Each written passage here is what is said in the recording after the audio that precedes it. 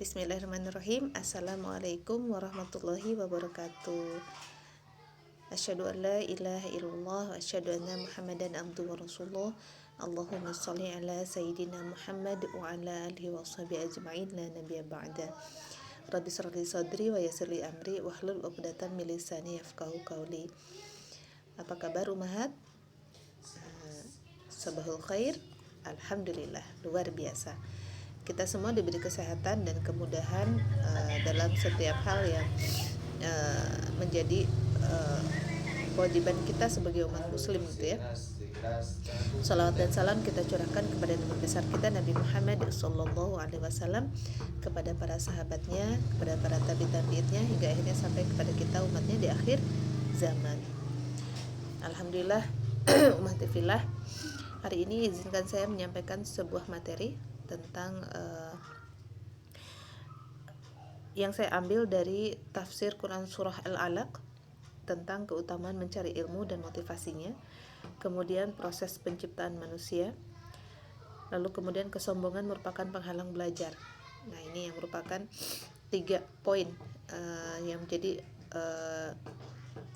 sumber ilmu juga buat kita gitu. Baik, kita bacakan dulu surah Al-Alaq ayat 1 sampai 19. A'udzu billahi minasy syaithanir rajim. Bismillahirrahmanirrahim. Iqra bismi rabbikal ladzi khalaq. Khalaqal insana min 'alaq. Iqra wa rabbukal akram. Alladzi 'allama bil qalam. 'Allamal insana ma lam ya'lam. Kalla innal insana layatgha ar-ra'ahu istaghna. Inna ila rabbika ar-ruj'a. Ara'aita alladzi yanha 'abdan idza shalla. Ara'aita in kana 'alal huda aw amara bittaqwa. Ara'aita in kadzdzaba wa tawalla. Alam ya'lam bi anna Allaha yara. Kalla la illam yantahi lanasfa'an bin nasiyah. Nasiyatin kadhibatin khati'ah. Falyad'u nadiyah. Sanad'u zabaniyah. Kalla la tuti'ahu wasjud waqtarib. Oke, ini ada ayat sajadah. Boleh ibu-ibu untuk ketika menemukan ayat ini untuk sujud tilawah. Ayat itu untuk bacaan Quran surah Al-Alaq ya. Kemudian ibu-ibu di sini kita perhatikan untuk tafsir surah Al-Alaq ini ya. Di sini ibu bisa baca. Nah, di sini ayat 1 sampai 5 ini adalah turunnya wahyu pertama kepada Nabi Muhammad sallallahu alaihi wasallam, bahwa tulis baca adalah kunci ilmu pengetahuan. Bunyinya tadi Iqra, bacalah, bismil rabbikal ladzi khalaq, dengan nama Tuhanmu ya, dengan menyebut nama Tuhanmu yang menciptakan. Iqra, bacalah, bismi rabbika, dengan menyebut nama Tuhanmu, alladzi khalaq, yang menciptakan. Nah, di sini kemudian alladzi khalaqal insana min 'alaq. Dia telah menciptakan manusia dari segumpal darah. Ini. Kemudian yang ketiga, bacalah, dan Tuhanmu lah yang maha mulia, yang mengajar manusia dengan pena. Dia mengajarkan manusia apa yang tidak diketahuinya. Ayat 1 sampai 5 ini tentang turunnya wahyu pertama dan tentang kunci dari ilmu pengetahuan, yaitu baca dan tulis. Nah, di sini ada baca dan ada pena. Ayat 6 dan 8 ini tentang manusia menjadi jahat karena merasa serba cukup. Ya, jadi tadi ayat itu jadi sebagai motivasi kita untuk mencari ilmu. Nah, ayat 6 dan 8 ini tentang bagaimana manusia menjadi jahat karena merasa serba cukup gitu. Di sini ya. Ayat 6, ketahuilah sungguh manusia benar-benar melampaui batas gitu ya, sangat melampaui batas manusia itu. Pada saat apa? Pada saat dirinya merasa serba cukup. Ya, pada saat dirinya merasa serba cukup, dia merasa karena dia sudah berkuasa, jadi dia mengingkari gitu ya, melampaui batas apa yang sudah digariskan oleh Allah. Seperti itu. Kemudian ayat 8-nya, sungguh hanya kepada Tuhanmu lah tempat kembalimu. Ya. Ayat 8-nya hanya kepada Tuhanmu lah tempat kembalimu. Inna ila rabbika ruj'a. Ayat 9 sampai 19 ini tentang kisah Abu Jahal dan sikapnya yang jahat terhadap Rasulullah SAW. Ya. Ara'aital ladzi yanha, bagaimana pendapatmu tentang orang yang melarang? Abadan idza shalla, seorang hamba. Di sini Nabi Muhammad ketika dia melaksanakan salat. Ara'aita in kana 'alal huda, bagaimana pendapatmu jika dia yang dilarang salat itu berada di atas kebenaran atau petunjuk? Au amara bit taqwa, atau dia menyuruh bertakwa kepada Allah. Ayat 13-nya, ara'aita in kadzdzaba wa tawalla, tidakkah dia mengetahui bahwa sesungguhnya Allah melihat segala perbuatannya. Oh, ini ayat 13, bagaimana pendapatmu jika dia yang melarang itu mendustakan dan berpaling dari iman. Ayat 14-nya baru ya. Alam ya'lam bi annallaha yara, tidakkah dia mengetahui bahwa sesungguhnya Allah melihat segala perbuatannya. Ayat 15-nya, kalla la illam yantahi lanasfa'an bin nasiyah, sekali-kali tidak, sungguh jika dia tidak berhenti berbuat demikian, niscaya kami tarik ubun-ubunnya ke dalam neraka. Ayat 16, nausiyatin kadzibatin khotiyah, maka biarlah dia memanggil golongannya untuk menolongnya. Falyad'u nadiyah, maka biarlah dia memanggil golongan. Oh, ini yang tadi ya. Ayat 18-nya, sanad'u zabaniyah, kelak kami akan memanggil malaikat zabaniyah. Ayat 19-nya, kalla la tuti'hu wasjud waqtarib, sekali-kali janganlah kamu patuh kepadanya dan sujudlah, dekatkanlah dirimu kepada Allah. Nah, ini bisa dibaca ya Ibu ya. Surah ini adalah surah yang pertama kali turun kepada Rasulullah SAW pada awal-awal kenabian ya.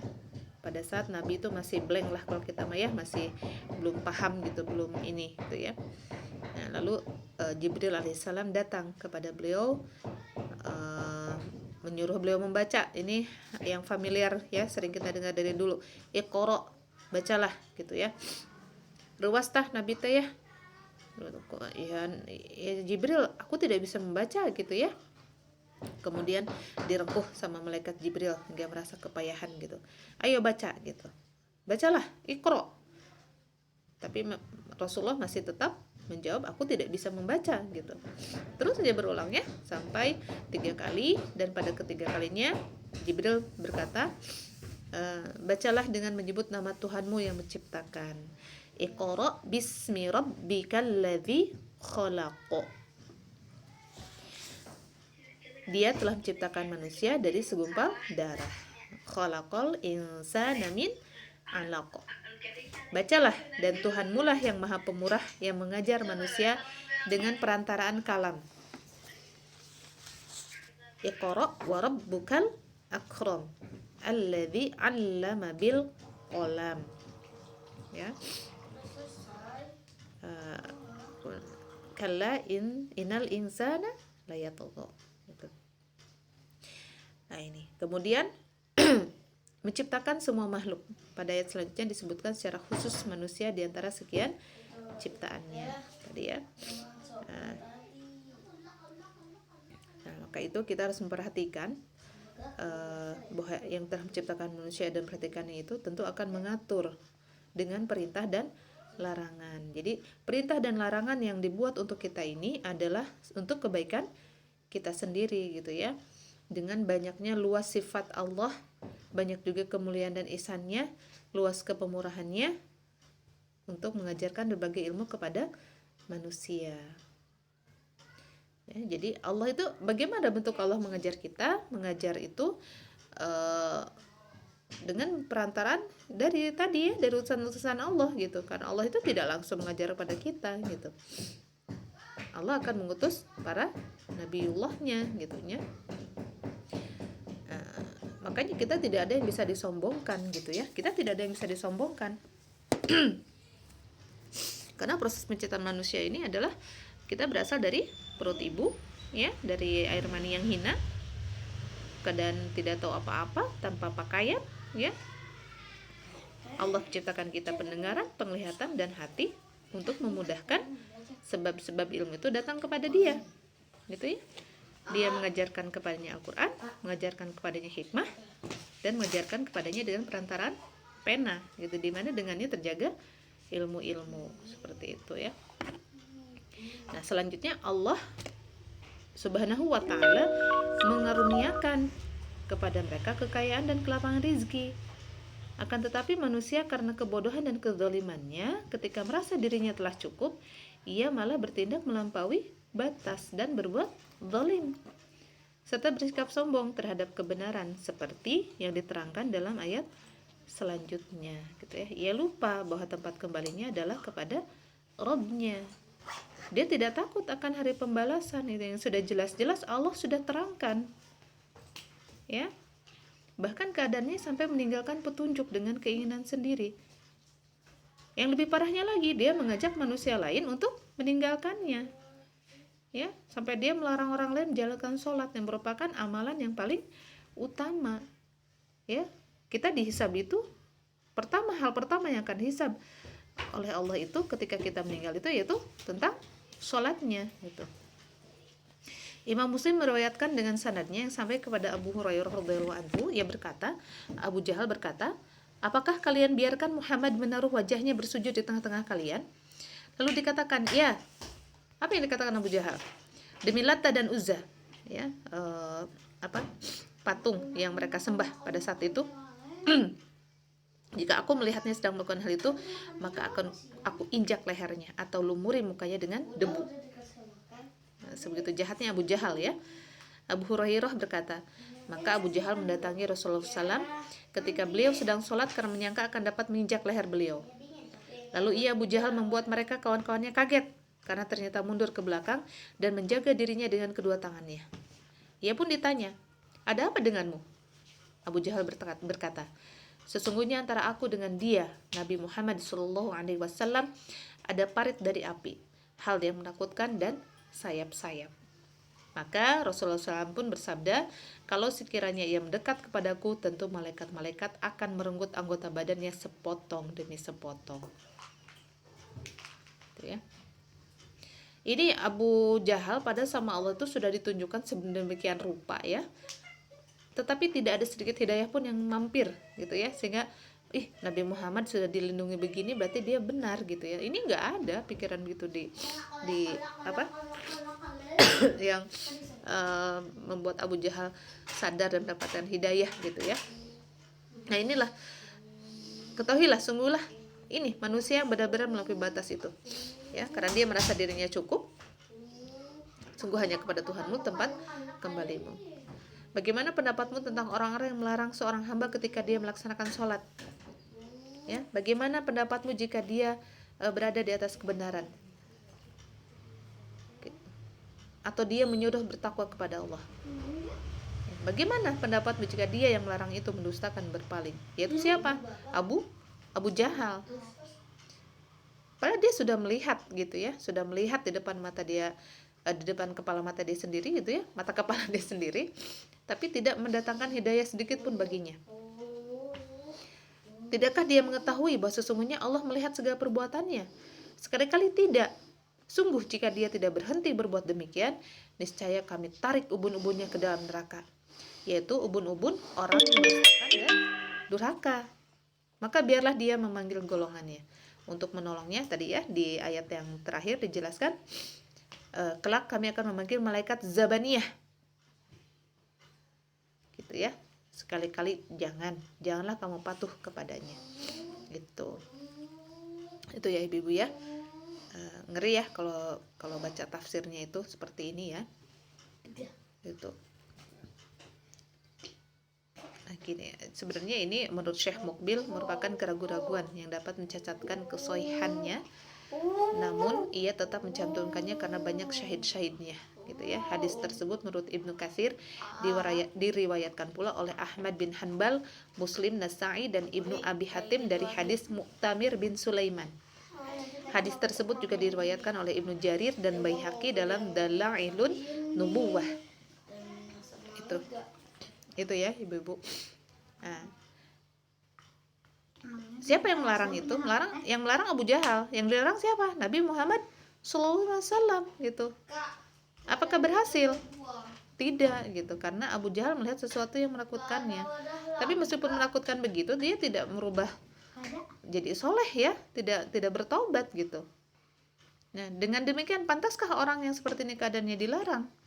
Bukankah melarangnya merupakan penentangan yang besar kepada Allah dan kepada kebenaran? Karena yang berhak dilarang adalah orang yang tidak di atas petunjuk atau memerintahkan orang lain mengerjakan hal yang bertentangan dengan ketakwaan. Gini. Nah, padahal sama Allah langsung diancam ya Abu Jahal ini ya, sampai khusus dibikinkan surah khusus tentang Al-Lahab ya. Ini kan tentang Abu Jahal gitu. Tapi tidak tengaruh lahnya menurut nama gitu. Ini orang yang paling berhak mendapatkan azab itu gitu ya. Nah, di sini dikatakan siapa malaikat Zabaniyah? Malaikat Zabaniyah itu adalah malaikat yang menyiksa orang-orang yang berdosa di dalam neraka. Mereka adalah malaikat yang kasar dan keras, dan sebagai malaikat yang kuat dan berkuasa. Nah, inilah keadaan orang yang melarang dan hukuman yang diancamkan kepadanya. Adapun keadaan orang yang dilarang, maka Allah Subhanahu wa taala memerintahkan agar tidak mempedulikan orang tersebut dan tidak menetaatinya. Nah, tadi kan dia sudah melarang sholat ya. Dengan meninggalkan sholat itu karena ia tidaklah memerintahkan kecuali kepada yang terdapat kerugian di dunia dan akhirat. Ya, makanya sholat itu adalah karena Allah Subhanahu wa taala gitu ya. Dengan cara apa? Dengan bersujud dan dengan mentaati Allah gitu ya. Karena semua itu akan mendekatkan kita kepada Allah Azza wa Jal. Ya, jadi ayat ini secara umum berlaku pada orang yang melarang terhadap kebaikan dan dilarang dari melakukannya, meskipun berkenaan dengan Abu Jahal ketika melarang Rasulullah SAW melakukan sholat gitu ya. Jadi memang pada saat itu ketika ada suatu kejadian, ada peristiwa, maka firman Allah turun gitu ya. Ketika ada suatu kejadian, firman Allah turun. Ini sebenarnya pada saat itu kejadiannya, tetapi kemudian ini untuk kita semua, karena Quran itu bersifat universal ya. Kejadiannya pada saat itu Allah keluarkan dalilnya, tapi itu berlaku untuk kita hari ini. Seperti itu ya ibu ya. Nah, mudah-mudahan dengan kita membaca tafsir berikutnya dari surah Al-Alaq, ini membuat kita sadar akan apa keutamaan kita dalam mencari ilmu, apa yang membuat kita motivasi untuk terus mencari ilmu gitu ya. Kemudian setelah kita tahu bahwa proses penciptaan manusia itu kita berasal dari perut ibu gitu ya, yang tidak tahu apa-apa, yang berasal dari air mani yang hina, itu tidak menyebabkan kita sombong gitu. Karena kemudian poin berikutnya adalah ketika kesombongan itu merajai diri, maka dia akan menjadi penghalang bagi kita untuk melakukan proses dalam belajar. Itu ibu-ibu materi yang hari ini yang bisa saya sampaikan. Segala kekurangannya saya mohon maaf, segala kehilafannya saya mohon ampun kepada Allah. Materi ini hari ini tentang tafsir surah Al-Alaq, mudah-mudahan bisa semakin memecut kita untuk terus rajin beribadah kepada Allah. Setelah kemarin kita sudah memahamkan tafsir surah At-Tin. Sekarang kita diperkuat lagi dengan tafsir surah Al-Alaq. Wallahu a'lam bishawab. Assalamualaikum warahmatullahi wabarakatuh.